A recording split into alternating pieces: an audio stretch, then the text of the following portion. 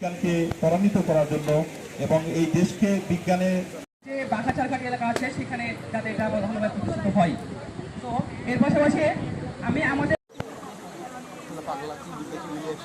আমরা যেটা অবগত করেছি, ঠিক আছে না, সুন্দর বলেছে, সুন্দর বলেছে, ভালো হয়েছে। 31শে মার্চ আইডিয়া নতুন করে তৈরি করতে পারলাম, সেই বিষয়গুলোকে আমরা চিন্তা ভাবনা করেছি মূল্যায়নের ক্ষেত্রে। তো আমি সকলকে ধন্যবাদ জানাচ্ছি এত সুন্দর একটা অনুষ্ঠান আয়োজনের জন্য। সম্মানিত সহকারী কমিশনার ভূমি মহোদয় আছেন এখানে, উনি অত্যন্ত বিচক্ষণ মানুষ এবং অত্যন্ত শ্রম দিয়েছেন যাতে বিজ্ঞানে এখানে স্কুল কলেজের যারা আছে তারা যাতে উৎসাহিত হয়। প্রত্যেকটা স্টলে গিয়ে তিনি নিখুঁতভাবে সবকিছু দেখেছেন এবং যথেষ্ট সময় দিয়েছেন এই গরমের মধ্যে। এটা এই কারণেই যাতে আপনারা উৎসাহিত হন, আমাদের ছেলেমেয়েরা উৎসাহিত হয়।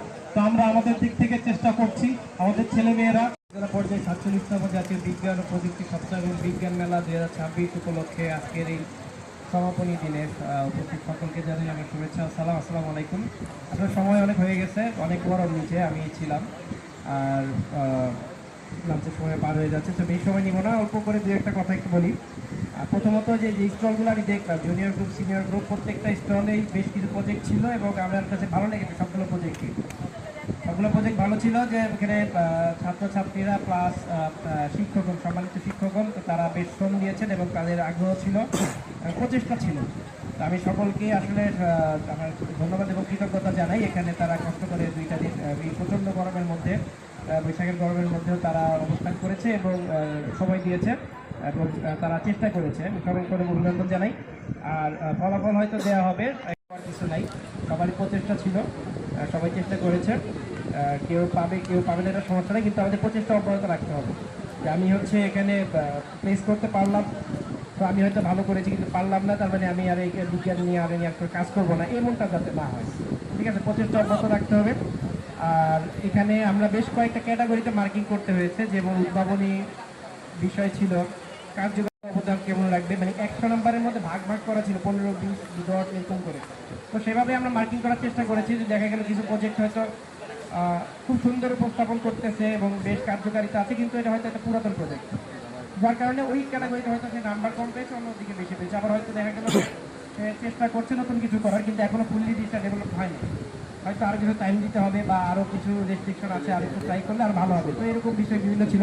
আর একজন শিক্ষার্থী বললো যে তাদেরকে আগে থেকে জানানো হয়নি। আসলে আমি তার উদ্দেশ্যে বলতে চাই যে বিজ্ঞান চর্চা বা এই প্রজেক্টের যে মানে আমরা একটা নতুন কিছু উদ্ভাবন করবো, এই প্রচেষ্টাটা কিন্তু আমরা শুধু বিজ্ঞান মেলায় প্রজেক্ট নিয়ে আসবো এটার জন্য যাতে না হয় যে আমি কতদিন আগে পেলাম এরপর আমি নতুন করে একটা প্রজেক্ট তৈরি করবো, এটা কেন? প্রতিযোগিতা অংশগ্রহণের জন্য তো বিষয়টা না। বিষয়টা হচ্ছে আমি যেটা ফুল ইয়ার ধরে, পুরো বছর ধরে আমার এই প্রচেষ্টাটা থাকবে। আমি যদি জিনিসটাকে আমি লাইক করি, আমি যেটা ভালোবাসি, তাহলে আমি কী করবো? যে আমি সবসময় এটা নিয়ে আগ্রহ থাকবো, আমি এটা লেগে থাকবো, যেটা আর কীভাবে নতুন কিছু করা যায়, নতুন কিছু বের করে আসা যায় কিনা, আর কীভাবে এটাকে আর একটু ইউজার ফ্রেন্ডলি করা যায়, এই চেষ্টাটা আমার মধ্যে থাকবে। এটা হলো একটা বিষয়। আর 2 নম্বর বিষয় হচ্ছে ওই সে আবার বললো যে রোবোটিক্স ক্লাবের বিষয়। অবশ্যই এটা প্রয়োজন, আমি মনে করি এটা যদি প্রতিটা উপজেলায় করা যেত অবশ্যই অনেক ভালো হতো। কিন্তু আমাদের দেশের যে সক্ষমতা বা আমাদের যে রেস্ট্রিকশনগুলো আছে, এই জন্য আসলে জিনিসগুলো হয়ে ওঠে না। তারপরে আমি ইনশাআল্লাহ আমি কথা দিচ্ছি যে যদি ওই রকমভাবে, যেহেতু ছাত্রছাত্রীদের মধ্যে রোবোটিক্স, এআই বা এখন 4th ইন্ডাস্ট্রিয়াল রেভলিউশন চলে, এই বিষয়গুলো নিয়ে ওদের আগ্রহ আছে, আমি জানি। করলাম, দেখলাম যে প্রথমবার রেজিস্ট্রেশনের পর পরের বার রেজিস্ট্রেশনে যে 1 মাসের জন্য আমি 20 লিটারের জন্য আমি রেজিস্ট্রেশন করেছিলাম। তো প্রথমবার রেজিস্ট্রেশন করার পর পরের বার দ্বিতীয়বার গেলাম, তো বলছে আপনার 15 লিটার তেল পাবেন। ঠিক আছে, তাদের সুন্দর একটি সিস্টেম তারা নিয়ে এসছে।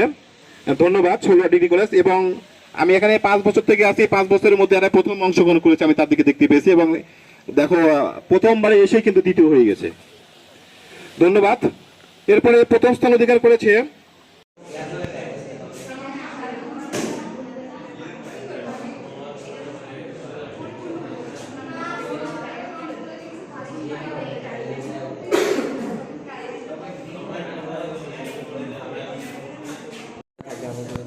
ওই নিজে বললো পুরো নাম করতে হবে তুই তুই নাম বেশি বলছিস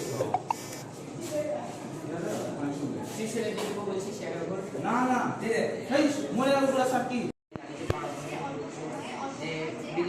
আছে সেখানে যে ফিশন প্রোগ্রাম তৈরি করা হয় আর সেই প্রোগ্রাম কি করবে প্রোগ্রাম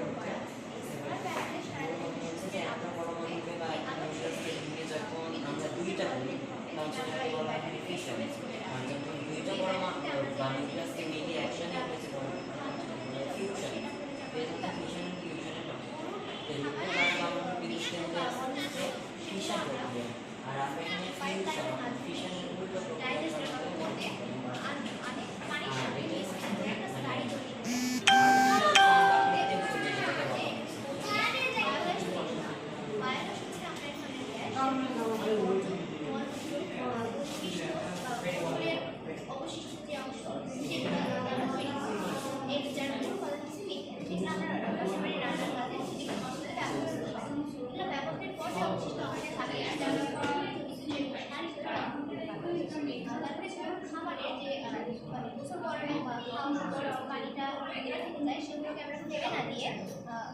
ওয়াটার পিউরিফাইং প্ল্যান্টের মাধ্যমে পানিটাকে বিশুদ্ধকরণ করে মাছ চাষের মতো পানিতে পরিণত করবে যেহেতু এটা পানির